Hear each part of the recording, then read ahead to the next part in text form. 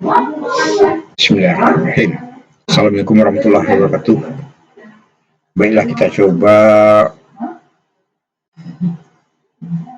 mempelajari statistika. Yang saya akan coba terangkan masalah statistika. Saya adalah Alhar, Fakultas Pertanian di Universitas Andalas. Baiklah, statistika ini silabusnya yang akan kita pelajari itu mulai dari pendahuluan, dengan ini pembagiannya, penyajian data, tabel distribusi frekuensi, ukuran gejala pusat, ukuran penyimpangan, dispersi dan variansi, teori probabilitas, distribusi probabilitas. Nah, semuanya dari 1 sampai ini nanti merupakan bahan untuk UTS, ujian tengah semester. Setelah itu nanti pengujian hipotesis dan analisa regresi itu merupakan bahan untuk ujian akhir semester. Baik, saya coba mengulang kembali.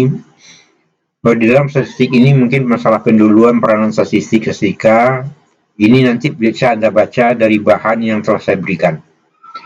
Misalnya penyajian data. Kemudian yang penting saya terangkan di sini adalah masalah teknik cara membuat tabel distribusi frekuensi. Ini yang akan saya terangkan. Kalau masalah pendahuluan, peranan statistika, data statistik populasi, pengertian populasi dan sampel dan seterusnya itu bisa Anda baca aja dari bahan yang telah saya berikan. Sekarang kita coba masuk masalah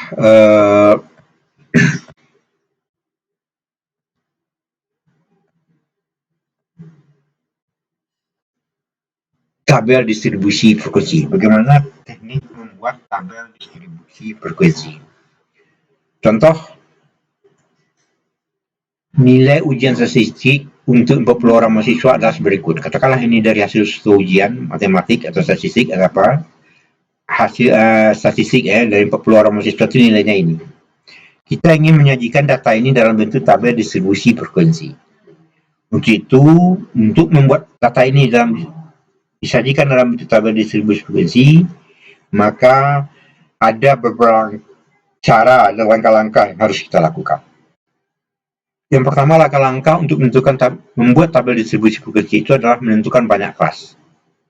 Banyak kelas itu rumusnya banyak kelas sama dengan 1 tambah 3,3 log N. Ini rumus. 1 tambah 3,3 log N. N ini menunjukkan banyak data. Kalau tadi nilai 40 orang mahasiswa, berarti N itu 40. Maka kalau 40 di sini, maka banyak kelas itu 1 tambah 3,3 log 40. Kalau kita cari ini dapat 6,229. Biasanya untuk banyak kelas ini pembulatannya ke atas. Asal lebih aja di sini kita jadikan 7 kelas. Jadi bukan pembulatan berdasarkan matematik ya. Kalau matematik 6,6 baru jadi 6,5 baru menjadi 7. Kalau 6,2 ini biasanya 6. Tapi untuk banyak kelas, ketentuan yang ini pembulatannya cenderung ke atas. Asal lebih kita jadikan bulatkan ke atas menjadi 7. Kalau misalkan 6,1 misalnya, tetap juga kita jadikan 7 kelas. Nah, itu langkah pertama, menentukan banyak kelas. Rumusnya ini, dapatnya ini. Langkah kedua adalah menentukan panjang kelas. Panjang kelas interval disimbolkan dengan P. Rumusnya adalah P sama dengan NB kurang NK per banyak kelas. NB itu adalah nilai terbesar. NK itu nilai terkecil. Nah, nilai terbesar dikurang dengan nilai yang terkecil. Dari data kita tadi, ya, dibagi dengan banyak kelas. Banyak kelas kita dapatkan 7. Yang kita cari tadi, langkah pertama. Maka, dari data yang tadi, yang paling terbesar itu adalah nilainya 95, nilai yang tertinggi. Yang terendah itu 61. Berarti, 95 dikurang 61 dibagi 7, dapat 4,86. 4,86 dibulatkan menjadi 5. Kenapa 5? Karena bilangannya bilangan bulat tadi semua. Nilai-nilai itu bukan bilangan pecahan. Bilangan bulat. Kalau dia bilangan bulat, maka P-nya ini juga harus bilangan bulat. Tapi kalau misalkan nilai itu merupakan bilangan pecahan, maka di sini juga kita buat P itu merupakan bilangan pecahan. Nanti kita lihat contohnya. Selanjutnya, langkah ketiga, menentukan jumlah kelas interval. Pertama, biasanya diambil nilai yang terkecil. Dikatakan nilai yang terkecil atau batas bawah, nilai yang terkecil. Atau bisa juga angka yang lebih kecil dari data yang terkecil, akan tetapi selisihnya harus kurang dari panjang kelas yang telah ditentukan. Nah, dan kita katakan ini kawan-kawan membuat tabel distribusi, tabulasi tabel bantu. Nah, ini yang katakan tadi menentukan ujung bawah kelas 61, nilai yang paling terkecil 61. Kemudian panjang kelas tadi 5. 61 tambah 5. 66 tambah 5. Ke bawah penambahnya 71 tambah 5, 76. 81 tambah 5 semuanya. Ini semuanya 7 kelas. Banyak kelas sekali 71, 2, 3, 4, 5, 6, 7.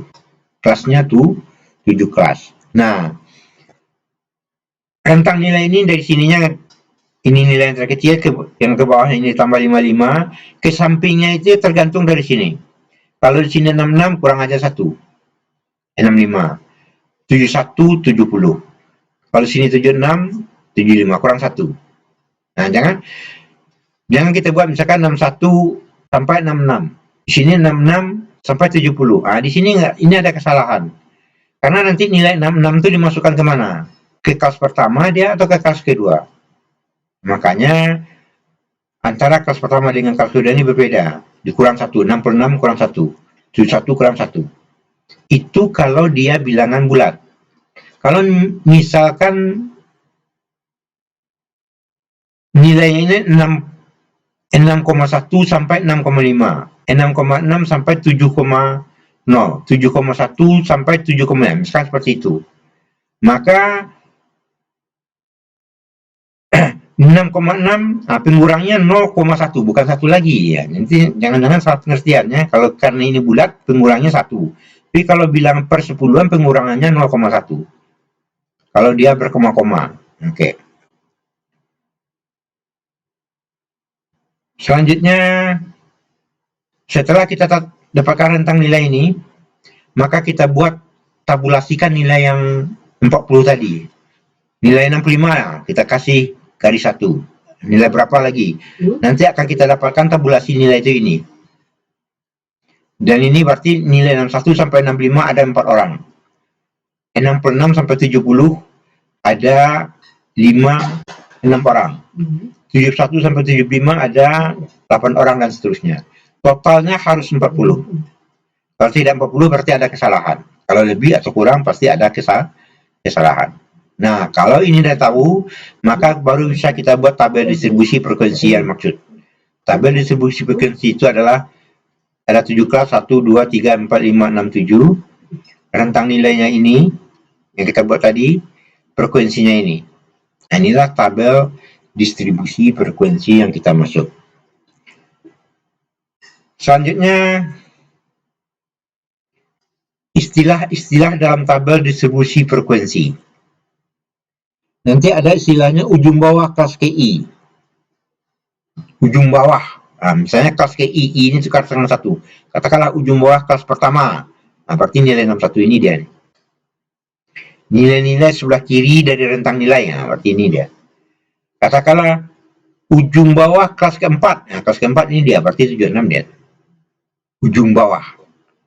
Kalau ujung atas kelas KI. Nilai-nilai sebelah kanan dari rentang nilai dalam tabel. Sebelah kanan. Berarti nilai-nilai yang ini dia. Contoh misalkan ujung atas kelas ketiga. Kelas ketiga ujung atas berarti 75 dia. Ujung atas kelas ketujuh berarti 95 dia. Itu ujung. Istilahnya ujung bawah, ujung atas. Ada lagi istilahnya nanti batas bawah. Batas bawah kelas KI. Itu sama dengan ujung bawah kelas KI dikurang dengan 0,5. Nah, ini kalau batas bawah. Kelas pertama misalnya. Berarti ini dia. Ujung bawah 61 dikurang dengan 0,05. Berarti 60,5. Itu jadinya. Kalau batas bawah kelas keempat misalnya, berarti ini dia, 76 dikurang dengan 0,05. Berarti 75,5. Kalau batas bawah dikurang dia. Kalau batas atas adalah ujung atas kelas ditambah. Tambah di sini, berarti kan? jika bilangan bulat. Nanti seterangan jika bilangan bulat. Misalkanlah batas atas kelas keempat batas 80 tambah 0,5 menjadi 80,5. Batas atas kelas ke-6 misalnya, berarti ini dia 90 ditambah dengan 0,5 berarti 90,5. Nah, masalah penambahan 0,5 atau penambahan atau pengurangan 0,5 ini tergantung kepada bilangannya bilangan bulat atau tidak. Kalau dia bilangan bulat, nah sini katakan penambahnya jika bilangan bulat. Penambahan atau pengurangannya 0,5. Tapi kalau tadi misalkan bilangnya berkoma 6,1 sampai 6,5, 6,6 sampai 7,0, penambahan di sini bukan 0,5 tapi 0,05. Pengurangan di sini menjadi 0,05. Di sini juga penambahannya juga 0,05. Jadi kalau bilangan bulat memang 0,5 per 10. Kalau bilangan pecahan penambahannya menjadi 0,05. Itu istilah jadi ujung bawah, ujung atas, batas bawah, batas atas. Ada lagi satu lagi istilahnya tanda kelas. Tanda kelas pertama misalkan. Tanda kelas itu adalah ujung bawah kelas ditambah dengan ujung atas kelas, bagi 2. Berarti 61 ditambah dengan 65 untuk kelas pertama ya. Tanda kelas pertama 61 tambah 65 bagi 2. 63 dia. Tanda kelas kedua berarti 66 tambah 70. Dan selanjutnya bagi 2. Nah, itu untuk menunjukkan tanda. Istilah-istilah ini nanti digunakan dalam soal-soal berikutnya.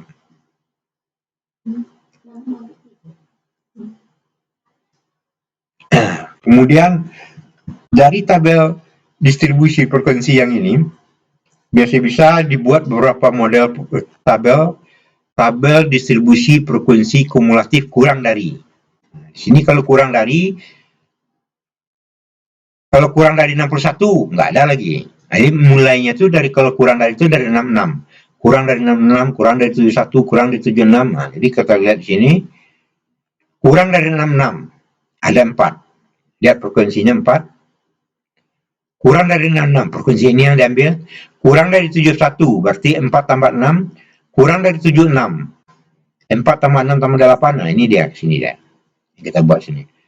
Kurang dari 6, 4. Kurang dari 71, 4 tambah 6. Kurang dari 76, 4 tambah 6 tambah 8, 18 orang. Yang terakhirnya nanti 8. Kurang dari 96, 40. Nah, ini dikatakan tabel distribusi frekuensi kumulatif kurang dari. Ada juga tabel distribusi frekuensi kumulatif atau lebih daripada 61. Nah, seperti kan kalau kita lihat sini lebih daripada 61, berarti semuanya 4 tambah 6 tambah 8 tambah 9 tambah 6 tambah 4 tambah 3 40. Lebih dari 66 berarti 4 tidak masuk lagi. Yang masuk itu adalah 6 ini. Dan selanjutnya kita lihat ke sini. Lebih dari rentang nilai ujian frekuensi kumulatif atau lebih dari 61. Ini semuanya. Lebih dari 66 atau lebih. Ya. 4-nya nggak masuk. 71 atau lebih. 4 dan 6 tidak masuk dan selanjutnya. Ini dia. Ada lagi nanti dari tabel distribusi frekuensi itu dapat kita buat tabel distribusi frekuensi relatif. Relatif itu artinya dalam bentuk persentase. Nah, tadi rentang nilai 61 sampai 65 itu ada 4 orang. 4 per total, ini total 40, kali 1%, dapat 10%. Berarti nilai mahasiswa dari 61 sampai 65 itu ada 10%. Nilai dari 66 sampai 70 ada 15%. 6 per 40. Dan selanjutnya. Totalnya nanti harus 100%. Ini tabel distribusi frekuensi relatif. Relatif itu artinya dalam bentuk persentase. Tabel distribusi frekuensi relatif ini juga kita buat seperti tabel distribusi frekuensi relatif kumulatif. Relatif kumulatif kurang dari. Berarti nilai-nilai yang ini yang kita ambil. 10, 15 ini. Ini yang kita buatkan seperti tabel yang tadi. Kalau kurang dari 66, 10 dia. Kurang dari 71, 10 tambah 15. Kurang dari 81 berarti 10 tambah 15 tambah 20 tambah 22,5. Ini dia. Itu kalau kurang dari, kalau untuk lebih atau lebih sama juga dengan tadi. 10 ke semuanya dulu 100. Di sini untuk yang kedua 10 tidak masuk. Di sini 10 15 tidak masuk dan seterusnya. Ini jadinya. Ini dikatakan tabel distribusi frekuensi relatif kumulatif atau lebih. Nah, ini ada soal. Tolong soal ini dikerjakan dan nanti akan coba kita diskusikan. Jadi dalam tabel ini soalnya itu tentukan bola tabel distribusi frekuensi. Nah, soalnya banyak, pertanyaannya nanti akan kita coba Anda kerjakan terlebih dulu, nanti akan kita coba diskusikan. Demikian untuk kuliah pertama ini, saya ucapkan terima kasih.